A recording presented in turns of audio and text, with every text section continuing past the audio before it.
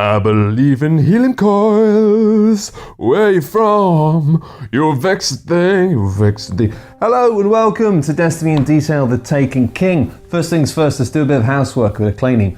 I know a lot of you out there are just going, Destiny, who cares? Destiny, and you know, that was fine for a little while. Could appreciate a lot of people started playing Destiny, could appreciate a lot of people didn't get on with it, or it wasn't what they wanted, whatever. That's fine. But it's been a full year now, and having people repeatedly popping up and saying, nobody cares about Destiny, is just mathematically wrong.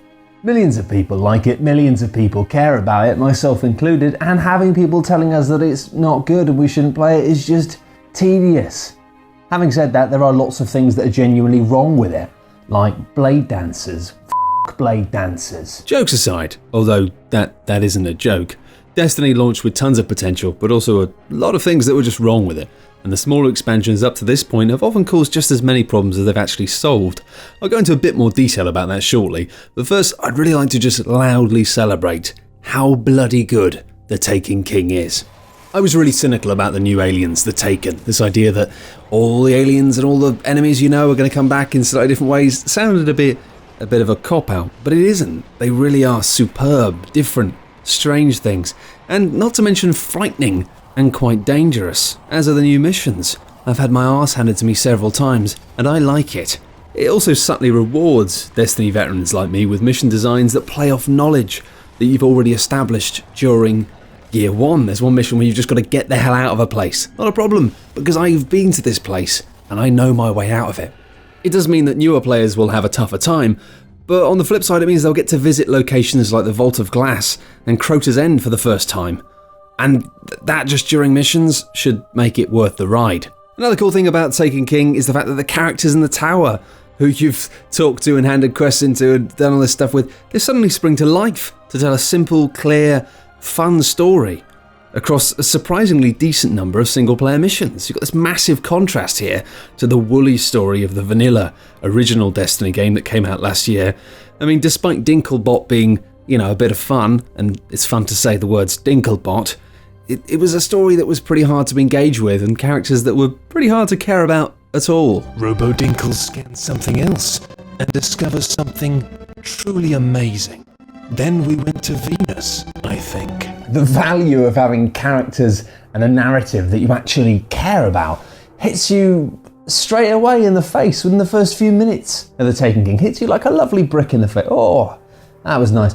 And that's great, because you know what? We've had over a year of all this marketing talk about becoming legend and all this stuff, but actually all you really became in Destiny up until this point was somebody with wicked hair and a lovely cape. The dressing up element of Destiny isn't something to be sniffed at. When you play, you have genuine pride in your skill and your ability when playing the game, but also like how you look and your gear and your setup. The power of flair is real. I am cool. Hear me roar. But the missing part of this puzzle was the one they kept touting the most. This idea of you actually having an impact on this beautiful sci-fi world which you inhabited and rode around on with a cool hoverbike. The superficial side of things was great. You had this real sense of pride in your character and pride in what you looked like and how you played, but in terms of you as a guardian, you within the lore of this world, can't say I gave a toss. Suddenly though, I sort of do. I mean, you've got a little handheld Nolan North that reminisces at the start of the game about when he first found you on Earth, and thanks for all the work you've done, Guardian. And it's like, bloody hell, I actually care about this stuff, suddenly, somehow. That's one hell of a U-turn there, Bungie, so nice work. Have a gold badge. That's enough badge. Now though, it's time to take a broad look back at the things that the game has done wrong over the past year. The end of level cap, right, that was a confusing mess that led many who just hadn't clocked the systems at play to find themselves with a weird, endless grind, and frankly there just wasn't enough to do. Completing the same set of bounties over and over and running through the same strikes hundreds of times. As a man who adores Phantasy Star Online on the Dreamcast, I didn't have any problem with that, but I can completely see why a lot of people did. Seriously though, the main thing was just the Destiny problem. What is the Destiny problem? Well, for me, it's that the game's design causes a serious conflict between two different parts of our brain. We play games like RPGs for that sense of progress, while sometimes we play other stuff just for raw fun. And Destiny as raw fun is absolutely top shelf, top banana stuff, but it's the compulsive desire to progress and improve that proved to be the game's magic sauce, what really locked a lot of people in. People who rolled their eyes and called it a grind were wrong though. It's still a fabulously fun game, just on a fight-by-fight basis, shooting stuff, throwing grenades, surviving, hiding behind rocks. It's cool, but it's just easy to allow that to become overshadowed by our furious desire for just bigger numbers. It's a fascinating sense of false legitimacy here. You know, shooting imaginary aliens in the face is somehow more of a waste of time than shooting imaginary aliens in the face for better imaginary armor. It's bollocks, but it really does trick our brains. This number crunching thing is a stupid but genuinely powerful spell, and it's one that Destiny willingly invoked, but it did end up causing Destiny a lot of trouble. Destiny offered a variety of activities for you to dabble in, but due to a combination of design and loopholes, it forced players into a bottleneck of efficiency. You know, the best thing to do is this, so you just do this. There's other things you could do, but this is the best thing, so I'm not going to do those other things anymore. And what this bottleneck was, changed quite a bit over the past year.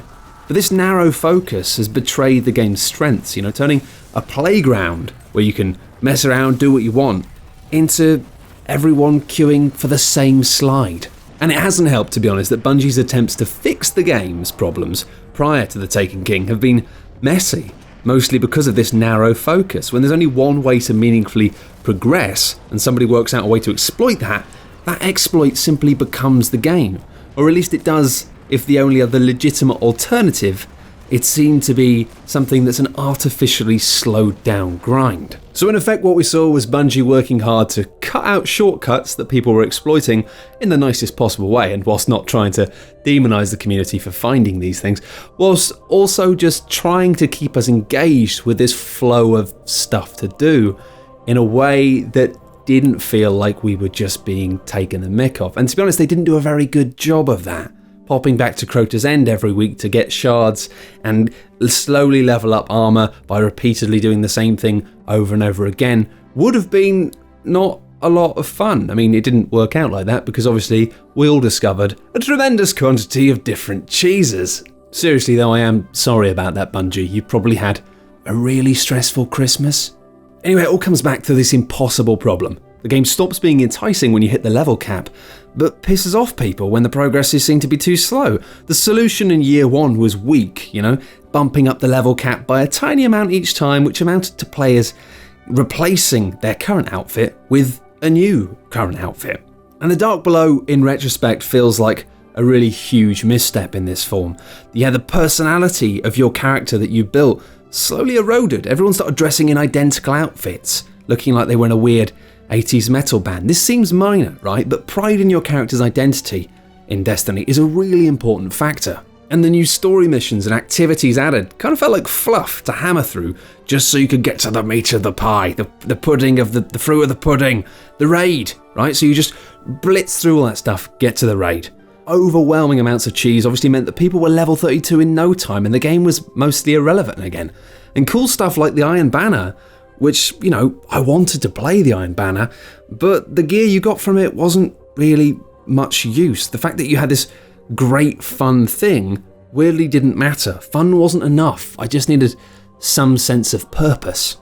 House of Wolves was much better, mainly for deciding to skip the raid entirely, offering players other options, offering players a wider selection of things to do in order to hit that new level cap. Trials of Osiris was one of the best things in the game, and one of the best gaming experiences I've ever had, watching as this scorecard slowly goes up and you get 9 in a row with no wins. You go to the lighthouse, which I managed to do once on my second or third try. Oh, I am actually alright at games sometimes, but obviously you get 3 stamps and you're out. It's a simple idea, but it was so flipping exciting, and a reminder that the multiplayer in Destiny, the PvP, is fantastic. It's just that the game after a while failed to give you enough of a good reason to actually go back and play more. Then we had the Prison of Elders, which was a great idea on paper, but it sagged under the weight of the game's horrid luggage. Players had learned how best to best the game, which meant that the only thing Destiny could do at this point was to be irritatingly stubborn.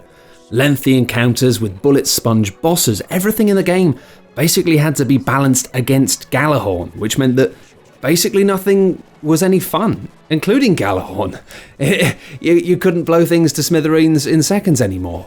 It was a big problem, and PvE generally, in terms of just bits where you're fighting against normal enemies and fighting against the environment with friends, just felt really broken. Oddly, this was an unpleasant throwback to level 20, if you remember that. If you can go far back enough in your head to remember the wall, which put a lot of people off the game. You know, you had these strike bosses that were balanced for people with slightly better guns, which meant fights literally took half an hour or 40 minutes to kill one guy. As a veteran, you know, it's sometimes tough to remember that part of the game, remember those experiences, remember the frustration of that. As in the grand scheme of things, it was a very brief window of time. You got some better guns, you got some better armor, and suddenly the game was fun again. But many people who try to play Destiny were lost to that. They hit that wall and they thought, quite fairly, no, I'm not doing this, I'm not playing this game. But the worst thing about these tiny level hops that we saw in year one, going from 30 to 32, then 32 to 34, is that this created a precedence for equipment becoming irrelevant fast.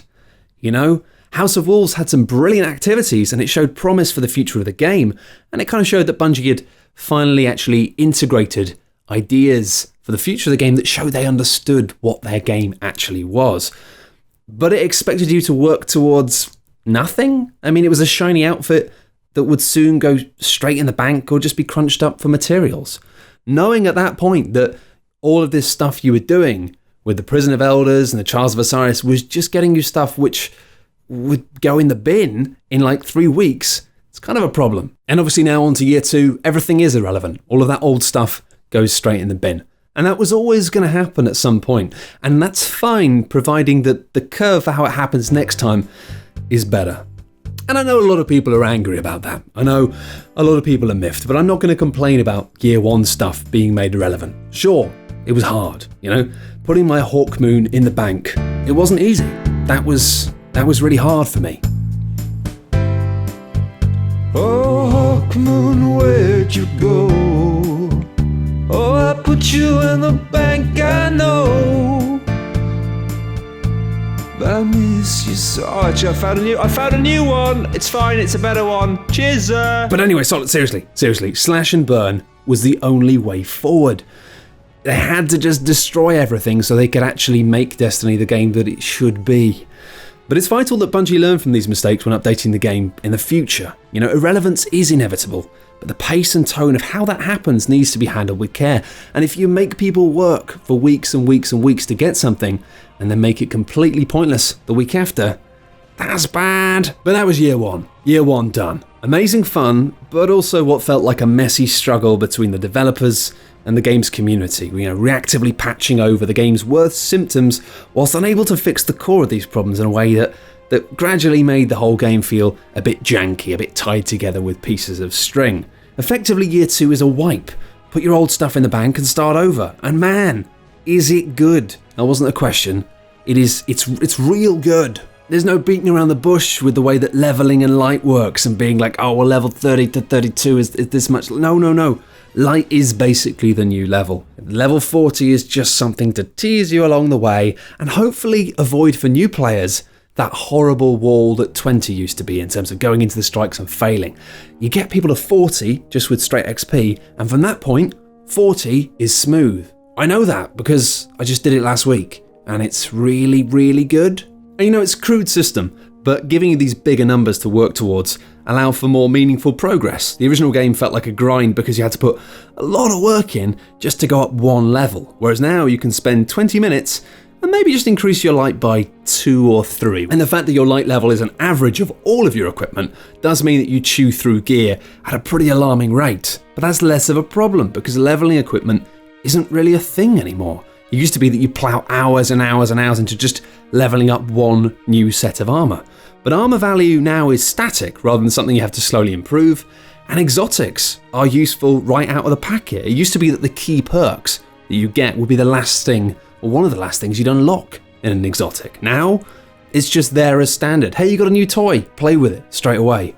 It's so obvious, but it's so nice that it's like that now. Leveling stuff in terms of equipment and weapons is just much more of an option now. If you really want the other perks, then sure, do it. Otherwise, you can just swap between stuff much more freely, which means no hours of leveling up alternate gear just to make it viable, not have to be like, oh, I spent hours on this, oh, now I put it in the bin, but I spent ages doing this. Now you just change stuff, whatever. I'm not invested in this, so it can go in the bin, etc. Credit where credit's due though. Bungie have evaded a massive problem here. It could have just become a numbers game. Could have just been a case of moving the decimal point and having the same problem. But no, the system means now that you don't end up throwing away equipment that you like just because something else has a higher number.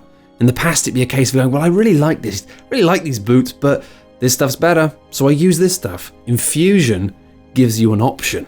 Now, this isn't the first time that they've tried to do this. Creating meaningful choices for players about the equipment that you care about was something that they tried to do with exotic shards and having to re-level stuff for the Dark Below. I mean, that really didn't work and it just pissed people off. But it's cool to see this idea of sacrifice being embedded again as a core part of the game in a way that this time players kind of understand. If you destroy cool guns to make the gun that you love even better, you will only end up loving that gun even more. It's just love science, guys. You can't fight love science. But yeah, Infusion is just so good. What have I done? I've got a sidearm with some great random perks, and I'm just chewing up anything better to keep it at the top of its game. And that's great. It's like, do I want this better sniper rifle? No. That's getting chewed up, that's getting fed. It's like having a Tamagotchi, except it's a Tamagotchi that shoots bullets. So it's better. So yeah, the third factor in this tasty rejig pie is the changes they made to equipment perks. Stuff that specifically boosts arc or void or flare builds or buffs specific weapon types means it's much more enticing to have more than one set of gear. And random perks on exotic equipment now means that getting the same thing again is interesting. It's not just a case of going, oh, I've already got one of them. It's like, well, what skills has it got? Maybe I'll use that one instead. And all this would be a pain without the icing on the cake. The icing on the cake is that motes of light is now something that's a usable object. It means leveling up equipment isn't a chore anymore because you can just eat 10 of these things and level up a gun. It removes that loop of slight resentment where you've almost finished leveling up one thing and then you find something better and you go, oh, I spent ages doing that and now that's irrelevant. No. If you find a gun and you like the stats, you just eat motes of light and you go, right, cool, done, finished. Lovely. I've banged on about this system for a while, but it really is very, very clever. It just basically means there's no pressure to commit to equipment that you aren't interested in. And there's value in finding duplicates and an added sense of uniqueness that comes from the random perks. That just increases the sense of ownership and value of what you've got. This is my gun, it's got these perks. I have destroyed these guns, I've destroyed this many things just to make this better. It means that more than ever, I love my guns. I said it, alright? I love them. Alright, we're gonna get married. Leave me alone. You combine all of this now with the messy, split economies of having Crucible and Vanguard marks now just being combined to form one universal currency which can be gained from doing a bunch of stuff, and that's basically Destiny's loot problem fixed. The RNG Jesus and having to, salute him properly is still a thing, but there are much more reliable ways to earn stuff the more you play. Dynamic events on the Dreadnaught that you can be activated with these special items. You find a magical coin and then you use that and it summons a boss and you kill the boss and you get guaranteed loot. It's amazing that it's taken Bungie this long to appreciate the pure value of bosses that physically drop loot when they die. But that's a thing that now happens and it feels good. And this erratic cycle of finding items that let you do special things elsewhere that get you more loot helps keep play sessions feel a bit more dynamic. You don't just go here and do this. You're like, well, today I might go and do this because I've got this special coin that does this boss. Or maybe I should wait till my friends are on, then I could go and treat them to a little bit of a boss session. It's great, and it actually just is a big part of the core problem for people who are like me who love Destiny. Just please, Bungie, give us more things to do. Because I really want to play your game, but I've just run out of things to do. And the Taken King just sorts that out nicely. And because you can just eat loads of motes of light whenever you want to level stuff up, XP is now just a lot less relevant, which means there's less of a need to be focused on bounties, which frankly most of us have had enough of, and the new quest tab removes the normal problem of having to delete exotic weapon quest chains just to make room for everyday stuff. In fact, I'm weirdly way more impressed about the quest system than I expected.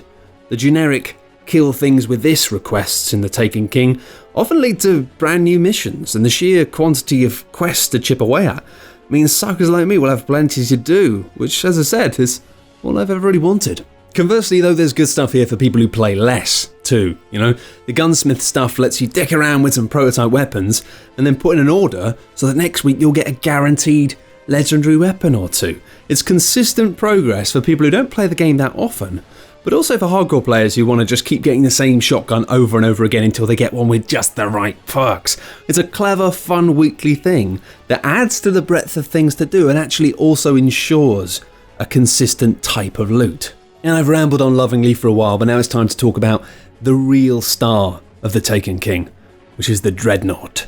It's just a hell of a thing, a beautiful, massive alien ship to explore, full of weird named chests that you can't open without special keys, and strange little clues and puzzles. Now, I won't spoil any of this stuff for you, and I don't want to spoil it for myself. I've been purposefully avoiding Reddit and all that because I just don't want to have it ruined. But what it effectively does is it makes puzzle elements available to everyone who plays the game. Previously, stuff like this was only in the 6-man raids, but this area, and the new strikes to be fair, allow for less intense, less serious players to get a taste for what Destiny is like when it's at its best. It's just a shame that the other areas, places like the Moon and Earth, now feel strangely static in comparison. This joy of exploring and looking for secrets and poking around, and it's just an amazing addition to the game, and it's amplified by a simple change to the way that your ghost now functions. Your ghost, you pop it into your hand and it sweeps the area, revealing objects that you can scan, or sometimes just hidden stuff that you can't even physically see. You can use it to navigate through caves when it's pitch black. It's a tiny change, right?